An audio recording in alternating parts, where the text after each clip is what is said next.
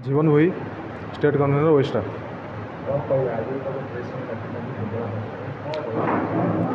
विशेष भाव में आप समस्त को धन्यवाद।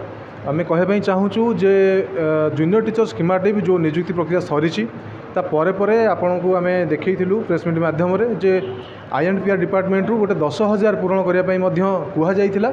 अद्यवधि जदिओ रिक्रुटमेंट प्रोसेस सरी से 10,000 एपर्यंत आसीना। सबुठ बड़ कथा है जो 20,000 नियुक्ति बाहर थिला विभिन्न गणमाध्यम आरंभ कर सरकारी पत्रिकार कहुचे आम 16,000 नियुक्ति देचु। एटा एक्चुअली 16,000 नुह से 13,269 और सहित आम कहीदें चाहूँ जे यही नियुक्ति प्रक्रिया जेहेतु पारदर्शिता नथिला से सब कोर्टे बर्तमान केस चली एमतीक हाइकोर्ट और सुप्रीमकोर्ट में सरकार छंदी अच्छा।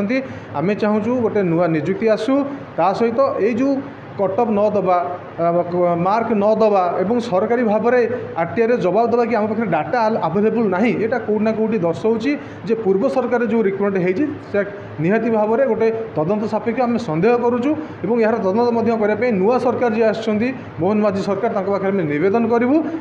यह सहित एक कहवाई चाहूँ जे अगस्ट 2 तारिख में गोटे लेटर इश्यू होता जो लेटर कहुला पाखापाखि 44,000 प्राइमरी स्कूल टीचर मानकर आवश्यकता अच्छी से पदवी से लेटर हटा जाइए वेबसाइट रू हटा जाइए से लेटर पुनः प्रकाश करूँ से बाबद सरकार जवाब दिंतु जे जो 44,000 शिक्षक से केबे पूरण करुँच जदि यही सब कथा न हुए।